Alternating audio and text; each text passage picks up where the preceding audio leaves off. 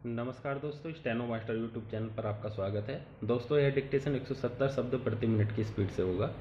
अगर आप अधिक से अधिक ऑडियो डिक्टेशन चाहते हैं तो आप हमारे टेलीग्राम चैनल को जरूर ज्वाइन करें। अगर आपको वीडियो पसंद आता है तो वीडियो को लाइक और चैनल को सब्सक्राइब करना ना भूलें। तो आइए देर न करते हुए 5 सेकंड बाद शुरू करेंगे। सभापति महोदय, हम अन्य शक्तियों से भी इस चीज को मानने को कह रहे हैं। यदि दुनिया इसकी तरफ ध्यान नहीं देगी तो हमें मजबूर होकर ऐसे सब उपाय करने होंगे जो हमारी अपनी सुरक्षा, अपने सामाजिक तथा आर्थिक जीवन की रक्षा और विकास को सुनिश्चित करने के लिए आवश्यक होंगे।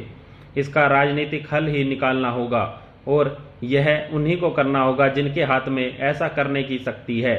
विश्व का जनमत एक महान शक्ति है। सर्वाधिक शक्तिशाली पर भी इसका प्रभाव हो सकता है।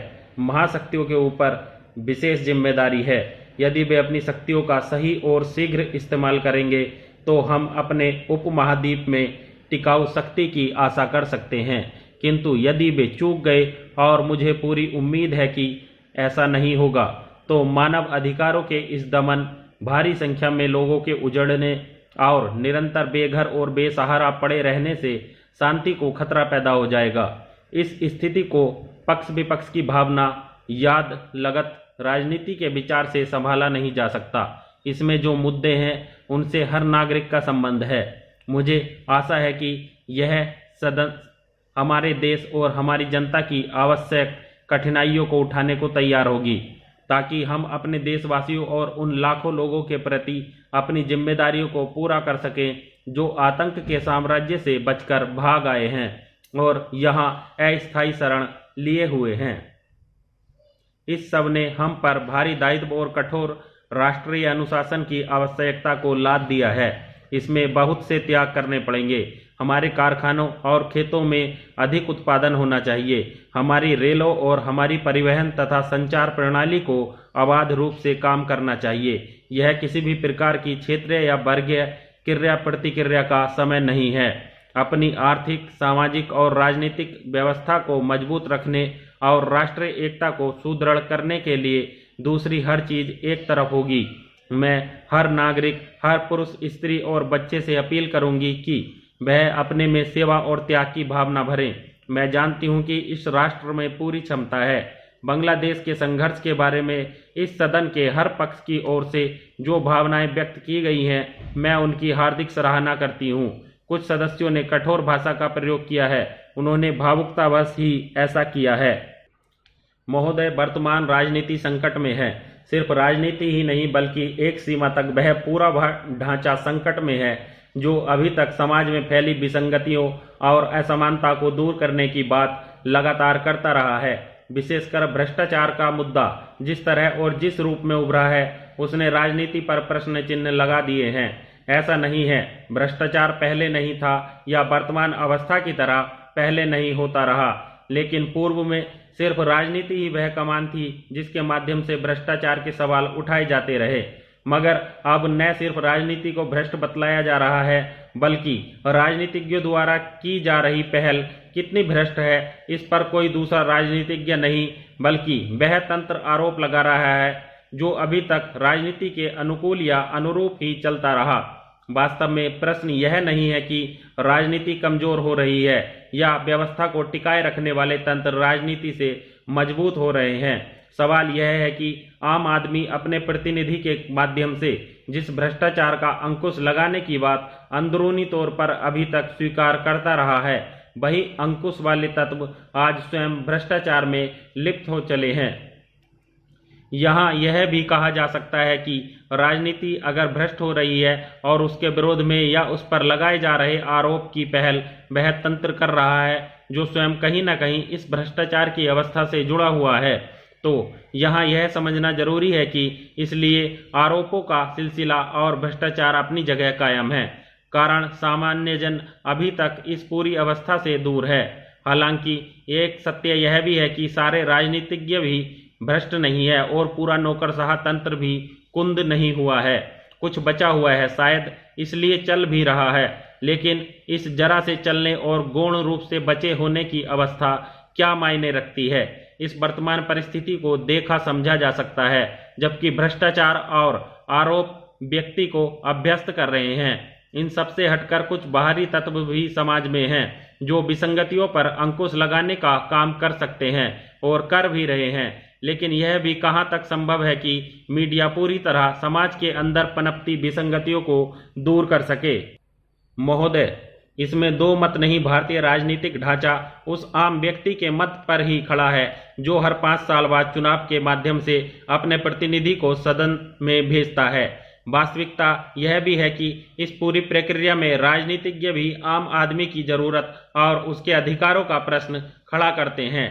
ठीक इसी तरह नौकरशाही और व्यावसायिक मीडिया तथा सामाजिक संगठन स्वयं को खड़ा करने की शुरुआत उस आम आदमी को लेकर करते हैं जो बाद में उनके लिए केवल वस्तु के अलावा और कुछ नहीं है।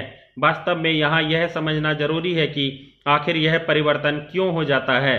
तो इसका एक सरल सा उत्तर है कि इस पूरी प्रक्रिया में वह आम आदमी कहीं भी नेतृत्व करने की स्थिति में न आता है, न उसे नेतृत्व लेने की स्थिति खड़ी की जाती है। चूंकि यह बहुसंख्यक वर्ग है और इसी के आधार पर स्वयं को विकसित करना राजनीति की जरूरत है, इसलिए इस आम वर्ग को यह अनुभव कराया जाता है कि राजनीति का आधार सामान्य जन ही है। लेकिन जब नीतियां लागू करने की बात आती है और विकास का प्रश्न खड़ा होता है तो राजनीति पूरी तरह उस वर्ग को आश्रय देती है और उसके अनुकूल नीतियां लागू करती है जो तत्काल में स्वार्थ सिद्ध करने की स्थिति में हो। चाहे अनचाहे पूरा तंत्र भी राजनीति के साथ हो जाता है, क्योंकि उसकी स्वयं की जरूरत भी कहीं न कहीं तत्काल ही है और जिसका समाधान सिर्फ तत्काल में अपने अनुकूल या अपनी सहूलियत से निर्णय देने से है। लेकिन वही जब विरोध या भ्रष्टाचार जैसे आरोपों की बात इस वर्ग में से कोई खड़ा करता है तो सामान्य जन को तो अपने हाथ साथ वह खड़ा ही नहीं कर पाता है, उल्टे उसे आसपास उसके अपने वर्ग के लोग सिवाय सब चीज को अपने अनुकूल बनाने की स्थितियां कुछ इस तरह पैदा करते हैं जिससे सहमति का भाव बनता है। यानी संघर्ष या विसंगतियों को दूर करने की जगह विसंगतियों और असमानता के प्रति अभ्यस्तता समाज के अंदर दिखाई देने लगती है। यहीं से भ्रष्टाचार को मान्यता भी मिल जाती है और राजनीति अपने तरीके से निरंकुश हो जाती है। इस प्रक्रिया को रोकने के लिए क्या उस राजनीति और तंत्र का सहारा लेना आवश्यक है जिसे व्यवस्था ने स्वयं के लिए बनाया है? सभाध्यक्ष महोदय, मैंने जब पर्यावरण शब्द सुना भी नहीं था उससे बहुत पहले से ही मैं उस विषय में गहरी रुचि रखती हूँ और अब मेरा खुश होना स्वाभाविक है कि लोग इस खतरे के प्रति सजग हो गए हैं जो हमारी इस दुनिया के सामने मुंह बाए खड़ा है। मुझे मालूम है कि ऐसे श्रोता वर्ग के सामने मैं बोल रही हूँ जो विचारों की दृष्टि से बदला हुआ है और मैं बहुत सी बातें कहूँगी जो आप अच्छी तरह जानते हैं, मगर ये और बड़े श्रोता वर्ग के सामने आनी चाहिए। इसका कारण यह भी है कि सारे देश में अभी तक इस विषय पर काफ़ी जागृति नहीं है। मैं आशा करती हूं कि यह समिति सारे देश की और विशेष रूप से हमारे नवयुवकों की इस आंदोलन में रुचि जगाने और उन्हें इसमें सम्मिलित करने में सफल होगी।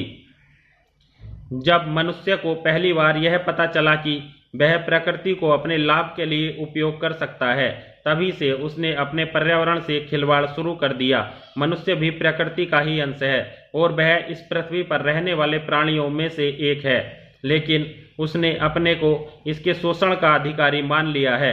हस्तक्षेप के कारण बहुत सारे ऐसे भयानक परिवर्तन हो गए हैं जिनसे हमारे जीवन पर इतना अधिक प्रभाव पड़ा है जितना पहले मनुष्य की और किसी गतिविधि से नहीं पड़ा था। अतः आज हम जिन पर्यावरण संबंधी समस्याओं का सामना कर रहे हैं उनके न जाने कितने पहलू हैं। मानव व्यवस्था की आर्थिक, सामाजिक, मनोवैज्ञानिक समस्याओं से लेकर प्राकृतिक साधनों के उपयोग और प्रकृति को नष्ट किए बिना उसके संरक्षण तक विविध पहलू हैं। इस बारे में पहले एकदम नाक भों सिकोड़ने का जो तरीका था वह बदलावश्य है, पर कुछ लोग अभी तक यह समझते हैं कि प्रकृति की रक्षा और पर्यावरण के बारे में सोचना एक प्रकार की सनक है। कुछ चीते या गैंडे या कुछ किस्म के पौधे यदि खत्म हो गए तो इसमें चिंता की क्या बात है? आपके विचारणीय विषयों के पर्चे में इसका उत्तर दिया गया है। ऐसा वातावरण जिसमें पशु और पौधे खत्म हो जाएं, वह मनुष्य जाति के लिए भी सुरक्षित नहीं है। इसके अलावा यह भी यही मनोवृत्ति है जो मनुष्य की एक जाति को दूसरी जाति से श्रेष्ठ मानती है। प्रदूषण 4 कारणों से होता है। विराम। तो दोस्तों, डिक्टेशन का बार बार अभ्यास कीजिएगा और लिखने की कोशिश कीजिएगा। जल्दी मिलेंगे अगली डिक्टेशन के साथ। तब तक के लिए जय हिंद, जय भारत।